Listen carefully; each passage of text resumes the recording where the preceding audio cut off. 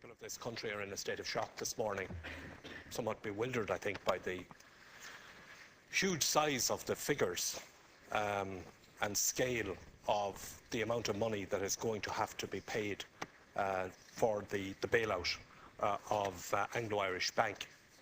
I saw a figure this morning. It'll be 2,000 million a year in our budget. That's the sum total of all the cutbacks that have taken place in health, education and social welfare. That's the size of it.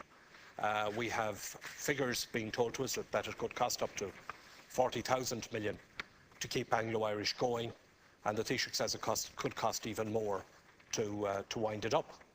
And the reason that we're between such a rock and a hard place now over Anglo-Irish Bank is because you provided a state guarantee for it. Now, let's just roll this back a little bit. On the 28th of September 2008, the day before the state guarantee was brought in, which included Anglo-Irish Bank was a private bank. And you could have turned around to anybody who had invested in that bank or purchased bonds in it or lent it money and said to them that they, made an unwise business decision and that they would have to take the consequences of it. Or at very least, if there was to be state intervention at that stage, you would at least have been in a position to negotiate with those bondholders. But instead of that, you turned around to them and you said, don't worry about it. The state will look after it. The taxpayer will pay. And you wrote a blank cheque for them. And yesterday, the details of that blank cheque were filled in. Now, I can understand the case for a state guarantee for high street banks and building societies. But I have never been able to understand or to get what was the case, or what is the case, for the state guarantee and the nature and extent of that guarantee that was provided to Anglo-Irish Bank, which, after all, was a piggy bank for property speculators. Now, you say, Taoiseach, that you made that decision on the best possible advice. Earlier this year, you refused a motion from the Labour Party that there should be an investigation or an inquiry into how that decision was made and how the government arrived at that decision to provide such a guarantee to Anglo-Irish Bank, for which we had to pony up yesterday.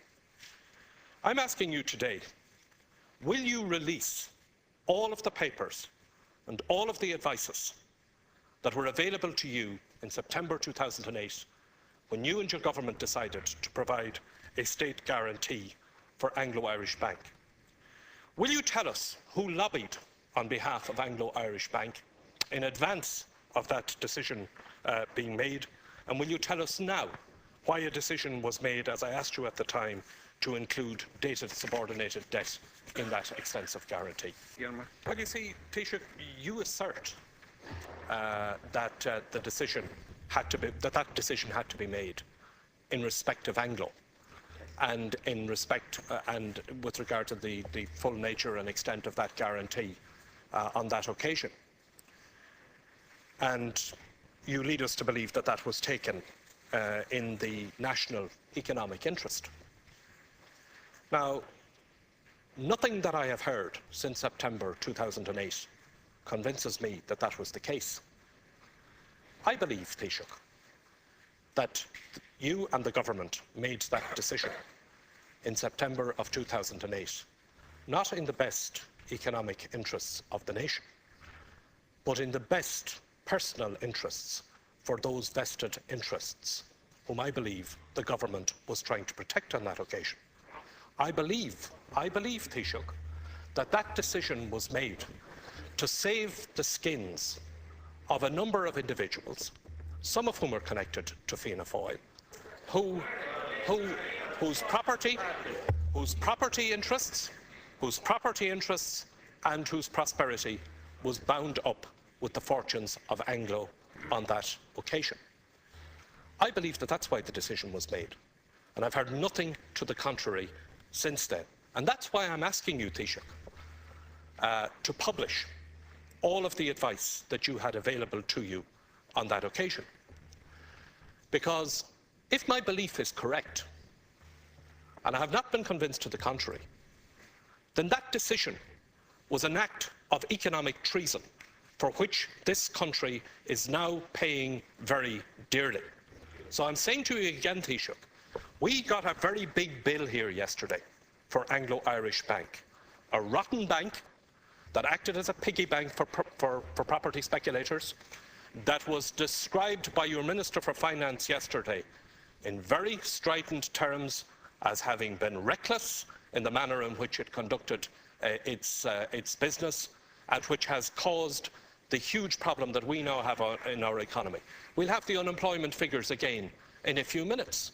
People who've lost their jobs as a result of this.